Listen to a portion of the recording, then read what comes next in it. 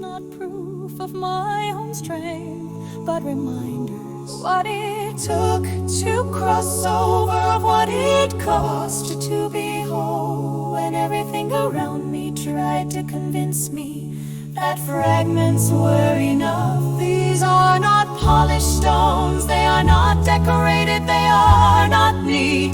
They are jagged, marked by fire and water, held by trembling hands that refuse to stay behind.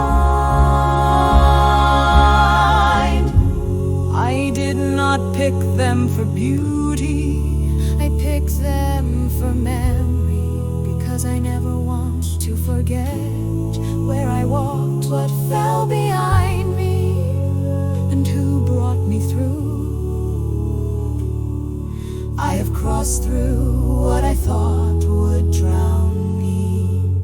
I have stood in the middle of what once held me hostage. I have shouted from the dry ground that should not have existed, but did, because he made a way where there was none. There were days I didn't know if I would make it, nights I counted bricks and not victories. I stood still so long that I forgot what motion. That I kept stepping, kept lifting one foot, then the next, into ground I could not see, but believed would hold. These stones are the sound of survival, the sound of faith, louder than fear. They don't speak in words, but they hold stories of groan and of silence, of songs sung through cracked lips when I had nothing left to offer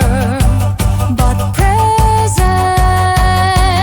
I do not carry these for others to admire, I carry them because memory is sacred, because crossing over is not the end of the story. It is a beginning that needs to be marked. So when the new becomes routine, I remember when comfort tempts me to forget. I look down at what I carry and remember what it cost to be here. I have known victory that looked like crawling, breakthrough that came with bruises, joy that was born in quiet corners after long fights no one saw. And I have built altars not for others but for me, so I would not forget that it was real, that I was there, that I survived. There are people who only see the now, they do not know the fire, they do not ask about the flood. But I remember and I don't need them to understand, because the stones speak when words fail.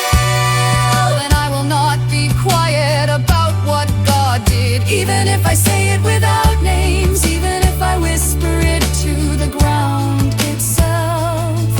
I do not move on as if it never happened. I move forward because it did, because I lived it, because I saw what could not be seen, and I will not let that kind of sight grow dim in me. I will not forget who I became in the crossing.